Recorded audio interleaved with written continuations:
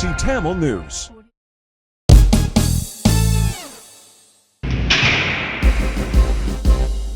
TBC News Highlights.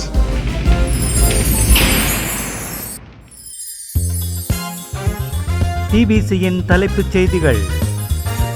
இந்திய வெளிவிவகார அமைச்சரின் வருகை அரசியல் வட்டாரங்களிலும் ராஜதந்திர வட்டாரங்களிலும் உன்னிப்பாக அவதானிக்கப்படுகிறது. சம்பிரதாய அரசியல் பழிவாங்கல்கள் இனிமேல் நடக்காது என்று ஜனாதிபதி உறுதியளித்துள்ளார்.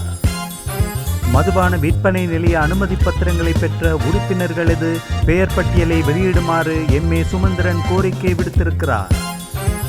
பாராளுமன்ற தேர்தல் முடிவடைந்த கையோடு விரைவாக உள்ளூராட்சி தேர்தல்களையும் நடத்துவதற்கு தயாராகி வருவதாக தேர்தல்கள் ஆணைக்குழு அறிவித்திருக்கிறது.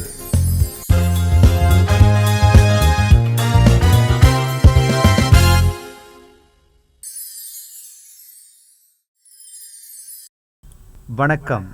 நீங்கள் இணைந்திருப்பது டிபிசியின் மாலை தமிழ் செய்திகளுடன். இனி விரிவான செய்திகளை பார்ப்போம். உத்தியோகபூர்வ விஜயத்தை மேற்கொண்டு நாளை கொழும்புக்கு வரும் இந்திய வெளியுறவு அமைச்சர் சுப்பிரமணியம் ஜெய்சங்கர் உடனடியாக ஜனாதிபதி அனுரகுமார திசாநாயக்கவை பிரதமர் ஹரிணி அமரசூரியவையும் சந்திக்கிறார். அடுத்து அவரும் அவரது குழுவினரும் வெளியுறவு அமைச்சில் வெளியுறவு அமைச்சர் விஜித்த ஹேரத்தை சந்தித்து பேச்சுவார்த்தைகளை நடத்துவார்கள். ஜெய்சங்கருடன் இந்திய வெளியுறவு அமைச்சரின் சிரேஷ்ட அதிகாரிகள் பலரும் வருகிறார்கள். இலங்கையில் ஆட்சி மாற்றம் ஏற்பட்ட பிறகு முதலாக வெளிநாட்டு ராஜதந்திர தூதுக்குழு இன்று மேற்கொள்ளும் முதல் விஜயமாக ஜெய்சங்கர் குழுவின் விஜயம் அமைவதால் அரசியல் வட்டாரங்களிலும் ராஜதந்திர வட்டாரங்களிலும் உன்னிப்பாக இது அவதானிக்கப்படுகிறது.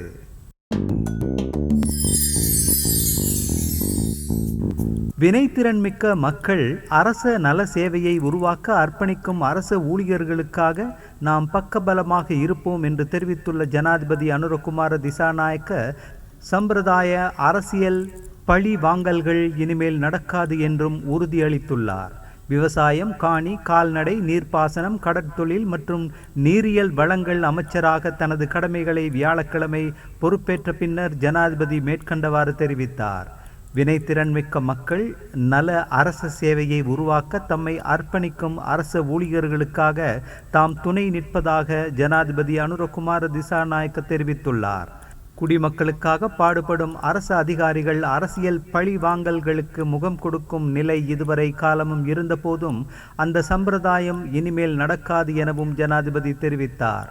விவசாய அமைச்சின் தற்போதைய நிலைமை மற்றும் எதிர்கால நடவடிக்கைகள் குறித்து ஜனாதிபதி அனுரகுமார திசாநாயக்க அமைச்சின் செயலாளர்கள் மற்றும் அமைச்சின் உயர் அதிகாரிகளுடன் விரிவாக கலந்துரையாடினார்.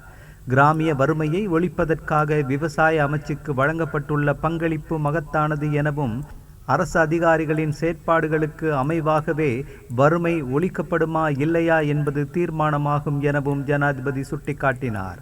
இம்முறை ஜனாதிபதி தேர்தலில் புதிய அரசியல் சம்பிரதாயம் மற்றும் பழைய அரசியல் கலாச்சாரத்துக்கு எதிரான எதிர்ப்பு, பிரஜைகள் எதிர்நோக்கும் பொருளாதார பிரச்சினைகள், அரச சேவையின் செயற்பாடு தொடர்பான பிரஜைகளின் அதிருப்தி போன்றன தாக்கம் செலுத்தியதாகவும் ஜனாதிபதி அனுரகுமார திசாநாயக்க சுட்டிக்காட்டினார். எனவே வினைத்திறன் மிக்க மக்கள் நல அரச சேவையை உருவாக்குவதற்கு அனைத்து நடவடிக்கைகளையும் எடுப்பதாக தெரிவித்த ஜனாதிபதி, பொருளாதார வீழ்ச்சிக்கு பின்னால் மோசடி மற்றும் ஊழல் இருப்பதாக மக்கள் நம்புவதாகவும் அதனை தடுப்பதற்காக இம்முறை மக்கள் ஆணை வழங்கப்பட்டுள்ளதாகவும் அவர் தெரிவித்தார்.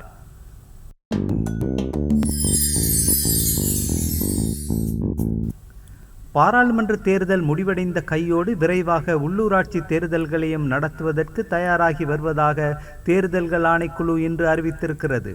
ஆணைக்குழு வெளியிட்ட விசேட அறிக்கையொன்றில் பாராளுமன்ற தேர்தல் முடிவடைந்த கையோடு உடனடியாக உள்ளூராட்சி தேர்தலுக்கான திகதிகள் அறிவிக்கப்படும் என்று கூறப்பட்டிருக்கிறது. உள்ளூராட்சி தேர்தல்களை நடத்துவதற்கு தேவையான நிதியை ஒதுக்கீடு செய்வது மற்றும் சட்ட ரீதியான நடைமுறைகள் தொடர்பில் பல பேச்சுவார்த்தைகள் நடைபெற்றதை தொடர்ந்தே ஆணைக்குழுவின் இந்த அறிவிப்பு வெளியாகியிருக்கிறது.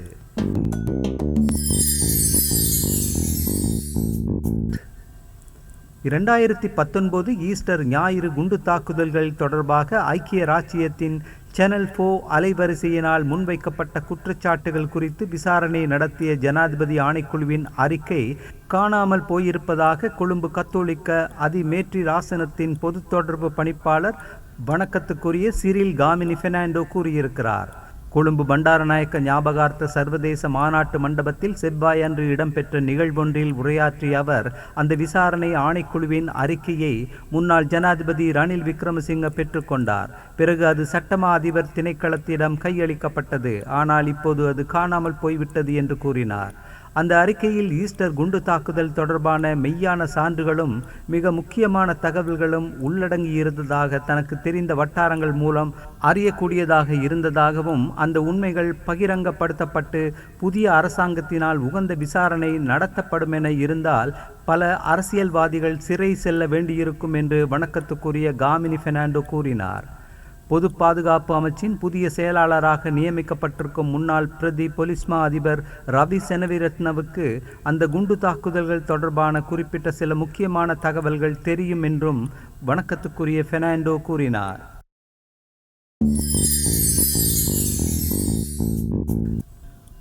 முன்னாள் பாராளுமன்ற உறுப்பினரும் சிங்கள சினிமா நடிகருமான ரஞ்சன் ராமநாயக்கவின் குடியியல் உரிமைகள் மீண்டும் வழங்கப்படவிருப்பதாக எதிர்பார்க்கப்படுகிறது. நேற்றைய தினம் ஜனாதிபதி செயலகத்துக்கு சென்றிருந்த ராமநாயக்க பிறகு செய்தியாளர்களுடன் பேசிய போது, தேசிய மக்கள் சக்தியின் தலைவர்களை அணுகிய போது எனது குடியியல் உரிமைகளை மீண்டு வழங்க வேண்டும் என்றும் கோரிக்கை முன்வைத்தேன். அதை அவர்கள் அனுகூலமான முறையில் செவிமடுத்தார்கள். நான் ஜனாதிபதி அனுரகுமார திசாநாயக்கவுடனும் தொலைபேசியில் பேசினேன். அவசியமான ஆவணங்களை கொண்டு வந்து தருமாறு என்னை அவர்கள் கேட்டார்கள் என்று கூறினார். தேர்தல்களில் போட்டியிட முடியாதவாறு நான் தடுக்கப்பட்டிருக்கிறேன். எனது வாக்குரிமையையும் இழந்தேன். ஜனாதிபதி தேர்தலுக்கான வாக்காளர் அட்டை எனக்கு கிடைத்தது. நான் வெளிநாட்டில் இருந்ததால் வாக்களிக்க முடியவில்லை என்று கூறிய ராமநாயக்கவின் குடியியல் உரிமைகள் மீண்டும் வழங்கப்பட்டால் எதிர்வரும் பாராளுமன்ற தேர்தலில் தேசிய மக்கள் சக்தியின் வேட்பாளராக போட்டியிடுவீர்களா என்று கேட்கப்பட்ட போது அதை பற்றி இப்போது கூற முடியாது என்று அவர் பதிலளித்தார்.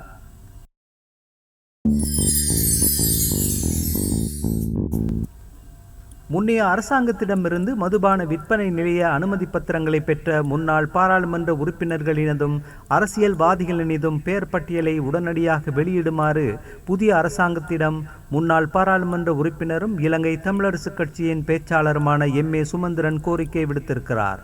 கொழும்பில் நேற்றைய தினம் செய்தியாளர்கள் மாநாட்டில் உரையாற்றிய அவர், நாடு பூராவும் மதுபான விற்பனை நிலையங்கள் பெருகியிருப்பது தொடர்பான தற்போதைய சர்ச்சையில் வெளிப்படைத்தன்மை இருக்க வேண்டும் என்று வலியுறுத்தினார். நாடு பூராவும் மதுபான விற்பனை நிலையங்கள் பெருகியிருப்பது தொடர்பில் சர்ச்சை ஒன்று கிளம்பியிருக்கிறது. மதுபான விற்பனை நிலையங்களுக்கான அனுமதி பத்திரங்கள் கொடுக்கப்படுவதற்கான சிபாரிசுகளை செய்த பாராளுமன்ற உறுப்பினர்கள் அல்லது அரசியல்வாதிகள் யார் யார் என்பதை அறிவதற்கு மக்களுக்கு உரிமை இருக்கிறது. பாராளுமன்ற தேர்தலுக்கு முன்னதாக அவர்களின் பெயர் பட்டியல் வெளியிடப்பட வேண்டும். அவ்வாறு செய்தால்தான் எதிர்காலத்தில் அவர்கள் பதவிகளுக்கு வருவதை தடுக்கக்கூடியதாக இருக்கும் என்றும் சுமந்திரன் கூறினார். முன்னாள் ஜனாதிபதி மைத்திரிபால சிறிசேனவின் மகன் தஹாம் சிறிசேனவும் முன்னாள் பாராளுமன்ற உறுப்பினரான ராஜிக விக்ரமசிங்கவும் ஜனாதிபதி தேர்தலில் போட்டியிட்ட ஊடக நிறுவன உரிமையாளரான திலித் ஜெயவீரவின் மௌபிம ஜனதா கட்சியில் இன்று இணைந்து கொண்டனர். ராஜிக கேகாலை மாவட்ட அமைப்பாளராகவும் தஹாம் பொலனறுவை மாவட்ட அமைப்பாளராகவும் நியமிக்கப்பட்டுள்ளனர். மைத்திரிபால சிறிசேனவின் மகன் முன்னர் ஸ்ரீலங்கா சுதந்திர கட்சியில் பதவிகளை வகித்தவர். ராஜிக ஸ்ரீலங்கா பொதுஜன பெரமுனவின் கேகாலை மாவட்ட பாராளுமன்ற உறுப்பினராக இருந்தவர்.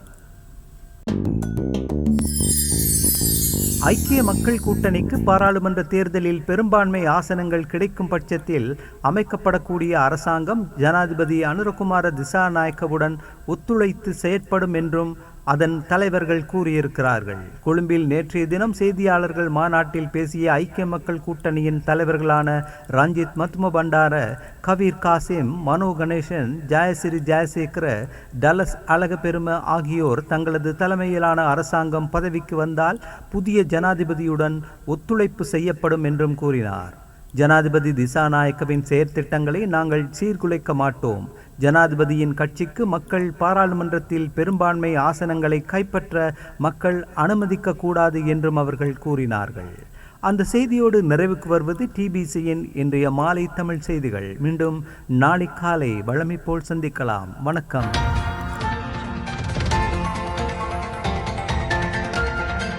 TBC Tamil News.